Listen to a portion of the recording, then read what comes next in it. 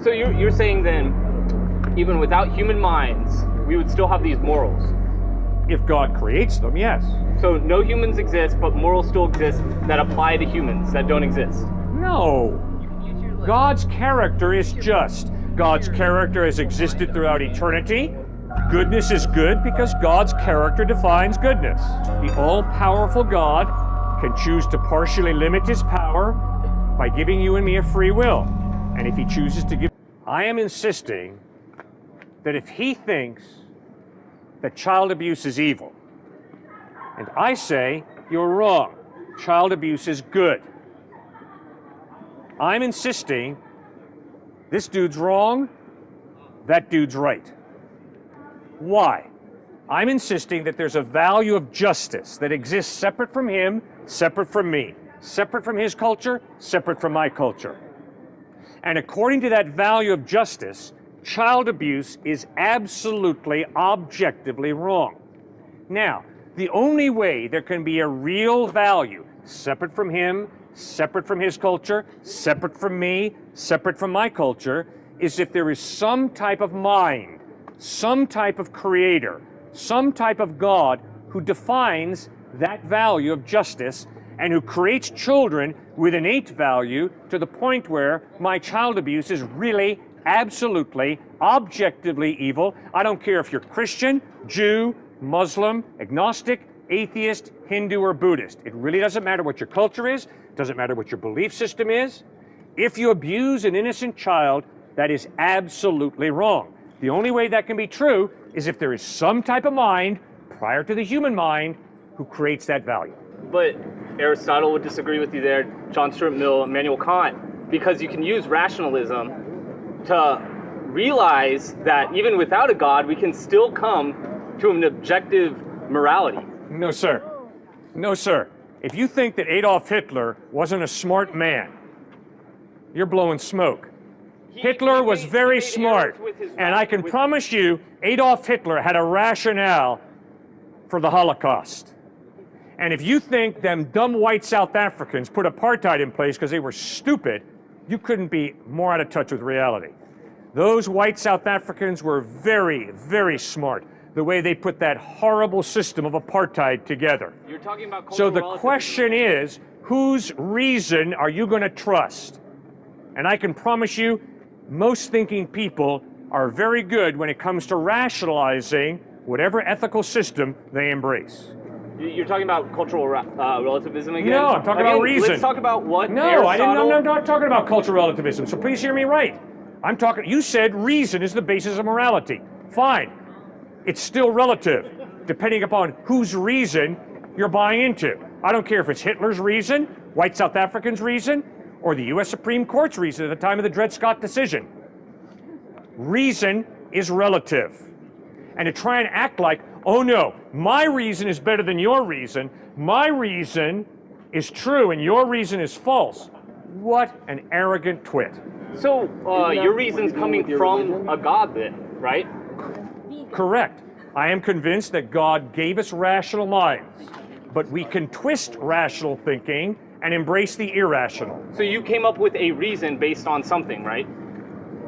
What? Your reasoning based on scripture, whatever. No, my reason is based on a gift that I've been given, the same gift you've been given, of a rational mind.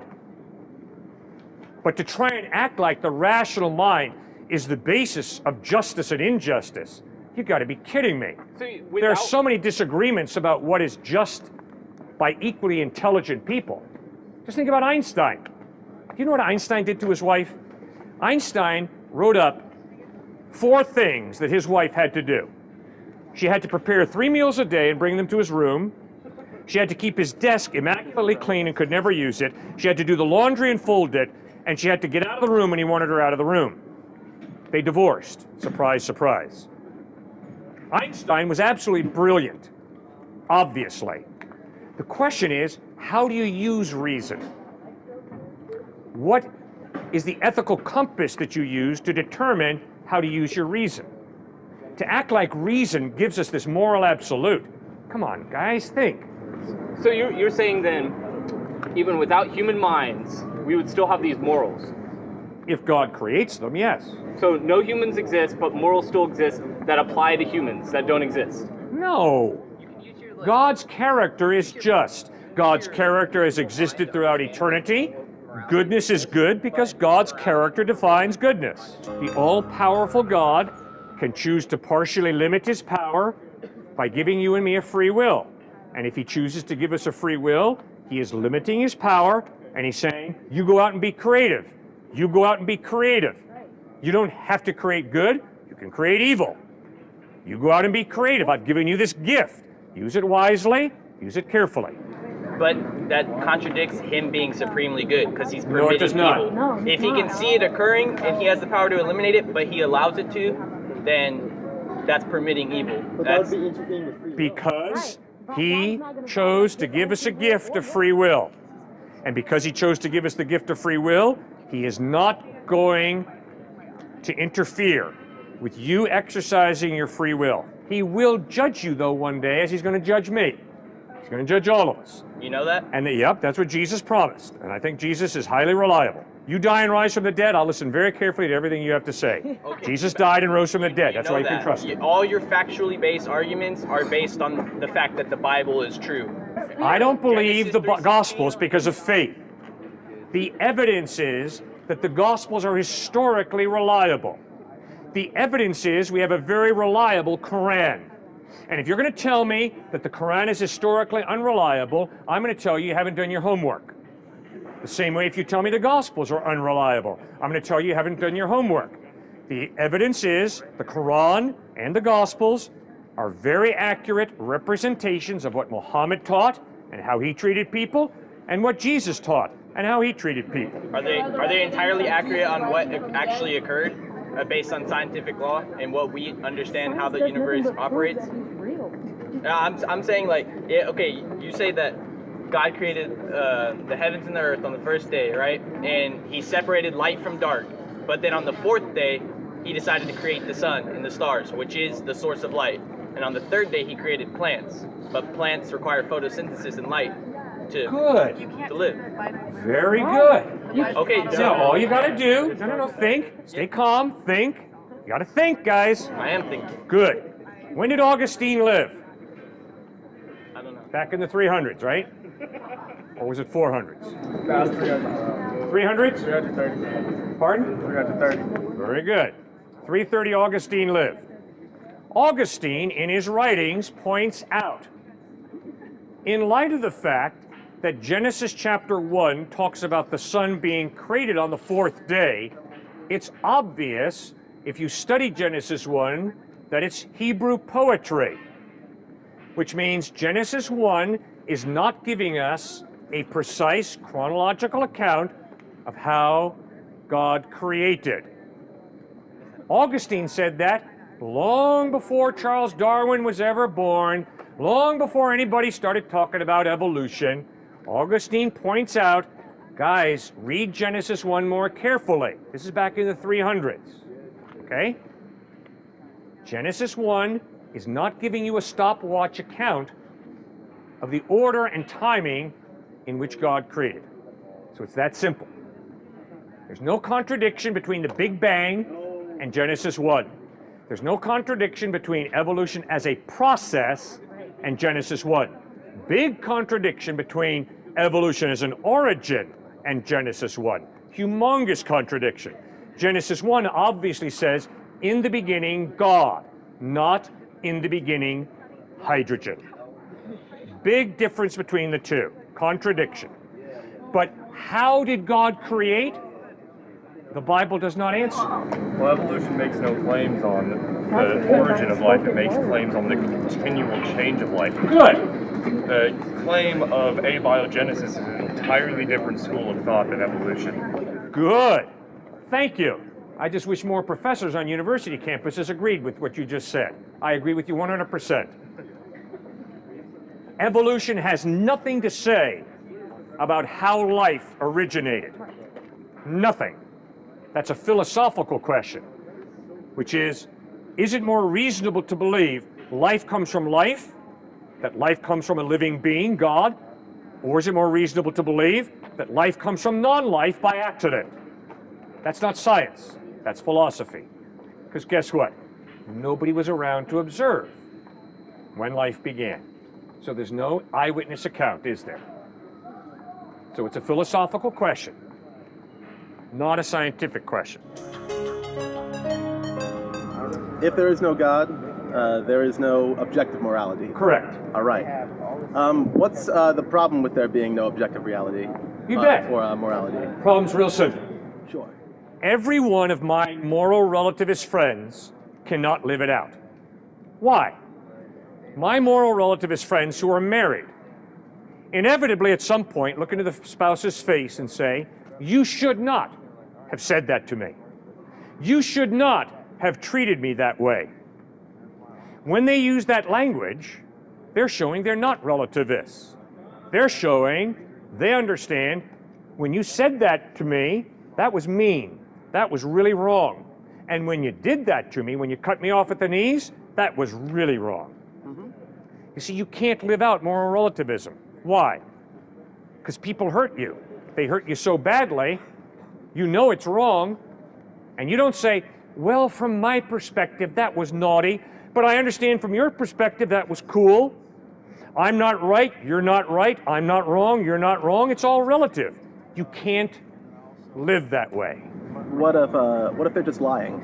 Well, not lying consciously, but subconsciously lying. What if they're, you're assuming basically that what they're saying is the truth, that when they say should, that means they're telling the truth, or they're referring to something which is true. They could not be. Okay. So what's your point? Well, that even if you, even if you make it so that you're to the point where you say should, or some other indicator that there is something beyond moral relativism and objective morality. Right. Even if you say that, that doesn't mean it's the case. Right. Morals are not objective and absolute because I stand here and say they're absolute. What am I doing? I'm appealing to your experience. I'm appealing to my gay friends who tell me that morality is relative. And I say, okay, if what you say is correct, that morality is relative, then why is the murder of Matthew Shepard wrong?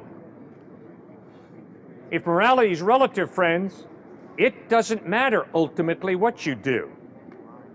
I think we all know, at least I hope we all know, that the murder of Matthew Shepard was absolutely wrong. Why? Because we have a conscience, and that conscience informs us human beings have innate value, there's a value of justice, and when you do something like bash gay people or murder Matthew Shepard, that is absolutely, objectively evil and wrong. Okay. If that's true, though. Good, if that's true. But it might not be true, right? I don't think you need to Maybe use, the murder of Matthew Shepard was okay. You're right, maybe it was. I don't think you need to use moral relativism to excuse immoral action. No, sir, my point is, if morality is relative, there's no such thing as moral and immoral in any objective sense. Now, sure, I'll create my own morality, he'll create his own morality, he'll create his own morality, but you guys better not be arrogant enough to say that your morality is correct and mine is wrong, and I better not be arrogant enough to say that my morality is right and yours is wrong. Because if we understand that morality is relative, whatever floats your boat, whatever floats your boat, whatever floats my boat, it's all relative. It's all a personal taste. Maybe. No, not maybe. Well, hold on. In reality. Well, I mean, I don't really think you can really define reality as anything beyond, I mean, how do you say something is real if you can't see it, or? Very simple. You experience evil. And you know when you experience evil that that's not just relative. Well, no, that's still subjective, though. Okay, I would argue it's not. Okay, I would argue explain your argument. The abuse of an innocent child, every one of us here knows is absolutely evil. I would argue that every one of us here knows that the murder of Matthew Shepard I would is argue- absolutely evil. I don't think you have to have a argue that we PhD in feel ethics to it's figure that one absolutely out. So obviously I'm appealing to something your you can say. experience. Now, if your experience is different, then I've lost my argument, right? I've lost my evidence. But if your experience validates what I claim, then it points you right to God, to some type of moral lawgiver. It's that simple. Real simple. If this man is a hunk of protoplasm evolved to a higher level biologically, his life is ultimately meaningless. Now, he can go and create whatever meaning he wants. He can define the meaning of his life as to make as much money as he can. He can define the meaning of his life as to have a family. He can do whatever he wants. But what he's got to realize is it's not objective, it's not real, it's just something he created in this handsome head of his. That's all it is. Which means if he creates his own value and meaning today, but tomorrow he chooses the opposite, no difference, because all of reality when it comes to meaning, value, and ethics is a perspective in this handsome head. And if that perspective changes tomorrow, he's not wrong, he's not right. It's just a perspective. Which means if today, if this worldview is correct, today if I say I want to respect him, great. Tomorrow if I say I want to have a racist attitude towards him, great. Nothing's objectively right, nothing's objectively wrong. It just is. And if I want to respect him, that's my perspective. And if I want to hate his guts, that's my perspective. It's all relative. It's all meaningless. But if he's been created by a God for a purpose, and if God gave him innate value, then if I have a racist attitude towards him or hate him, that is absolutely evil. It's demeaning, it's degrading, it's wrong. Because I live in a democracy, I will abide by a law that says gay people can get married. I will hold to a law that says people can commit adultery. I will hold to a law that says people can fornicate. So I'm not going to try and imprison a fornicator or an adulterer or a homosexual practice. Instead, I respect people's right to choose to exercise their sexuality as they choose. We live in a democracy. I'm very grateful for that, and I support that. But I can promise you, when I talk to an adulterer, a fornicator, or a person who practices homosexual sex, I will plead with them to ask themselves, has God created sexuality for a purpose? And if so, what is that purpose?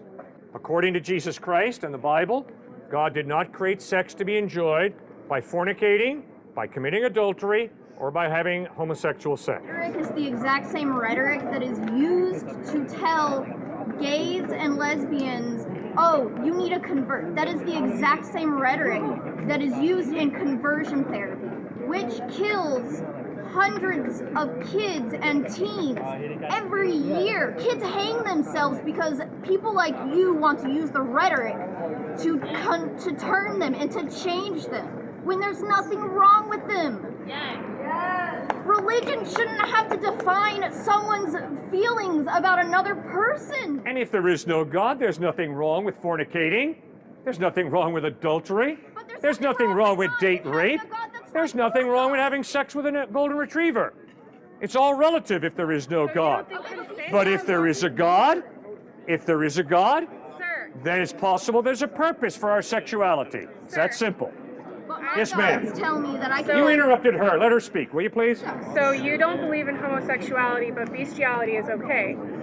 No, what I said is, if there is no God, morality is relative, which means if morality is relative, there's nothing wrong with me fornicating, committing adultery, there's nothing wrong with me having homosexual sex, there's nothing wrong with me having sex with as many people as I want to, and there's also nothing wrong with me having sex with my golden retriever, because morality is relative. Well, no, But if there is a God, if there is a God who created our sexuality for a purpose, then I better find out what that purpose is, and I better seek to live out that purpose. It's that simple, guys. It's not that hard. So then do you support conversion therapy? I deal with every adulterer, every fornicator, every homosexual person in my church. I deal with them all the same way. In fact, right now I'm dealing with a bunch of guys into pornography. All right? I deal with all of them the same way. I tell them that God created them, that God loves them, that they've got some mixed up desires the same way I do. Believe me, if any of you guys think that I, with my heterosexual sex drive, just desire to have sex with one woman, guys, there we go, that's right, okay? But just because I was born with that drive to have sex with as many good-looking women as I can does not make it right. Instead, I gotta ask myself the hard question, what is the purpose for which God gave me my sexuality? To have sex with as many good-looking women as I can? No, according to Christ. To make a lifelong commitment to one woman, and then within the context of that lifelong commitment to enjoy sex as a beautiful gift from God. You know, God could have had procreation happen at the end of a Q-tip, when a man and a woman mixed their earwax. Little babies could have been born from that. He didn't. He chose to create us male and female. He chose to give us a central nervous system that gives us pleasure. That is a gift from God.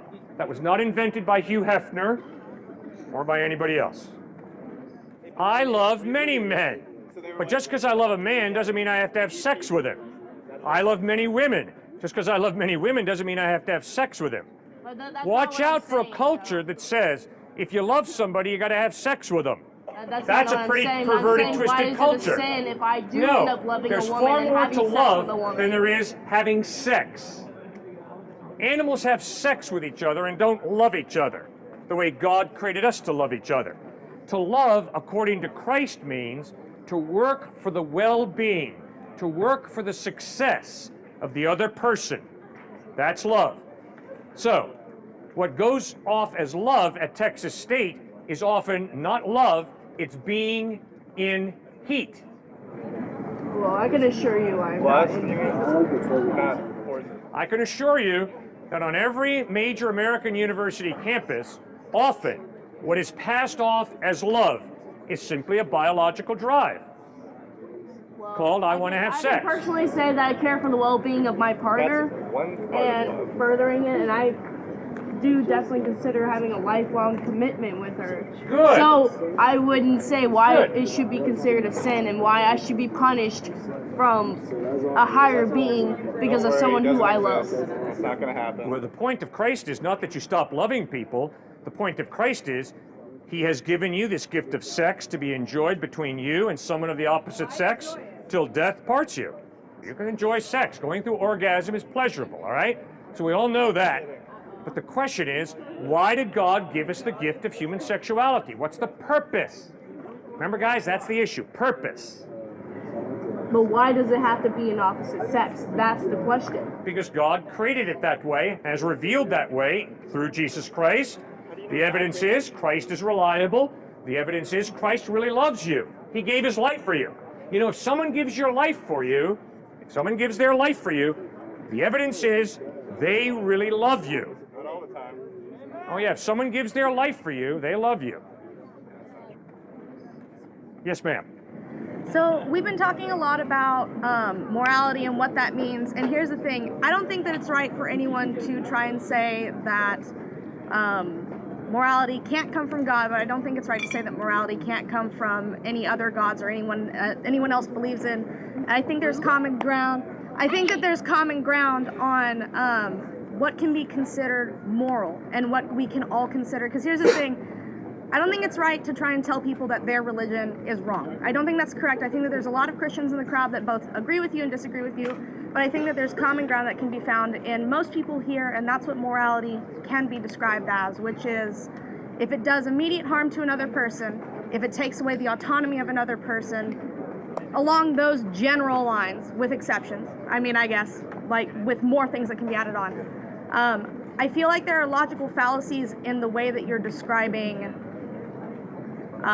what is and isn't wrong, per se.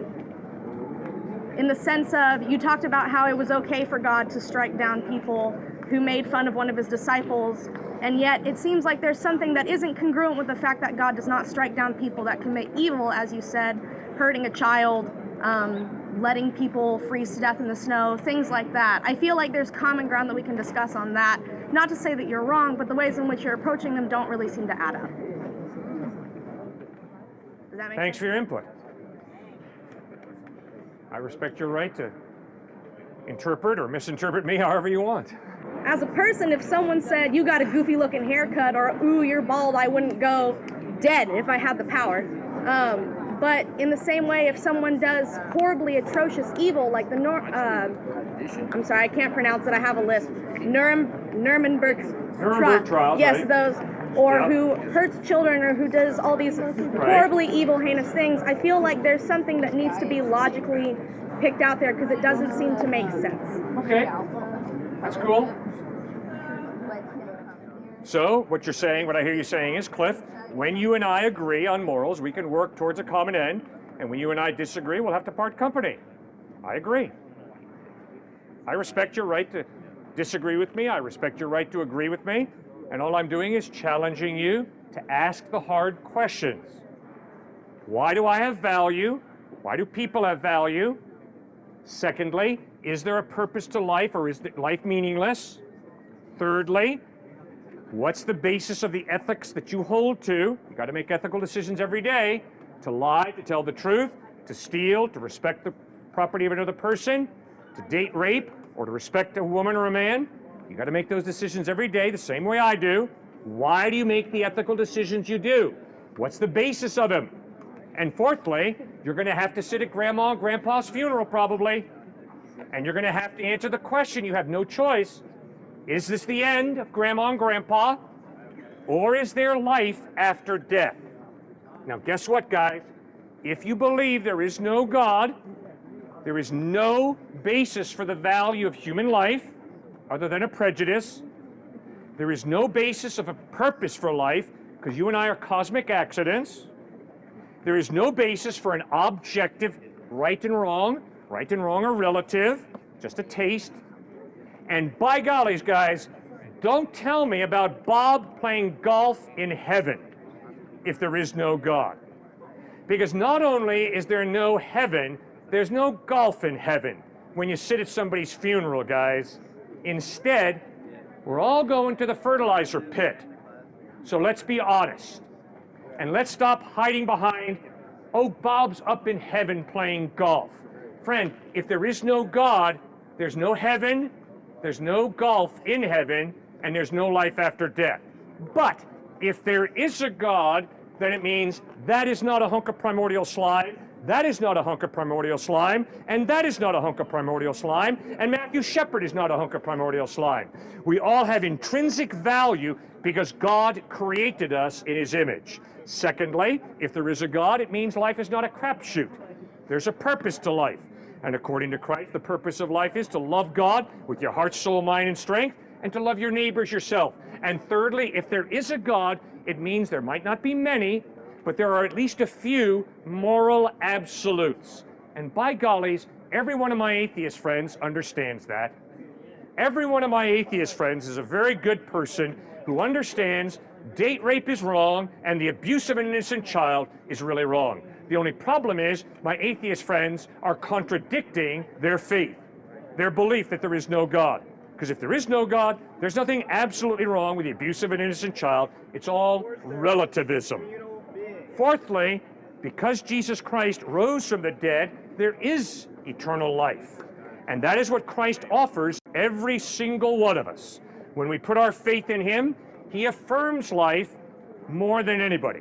And I loved it yesterday. A guy out of the crowd said, Cliff, that is naive optimism. And then I asked him, really?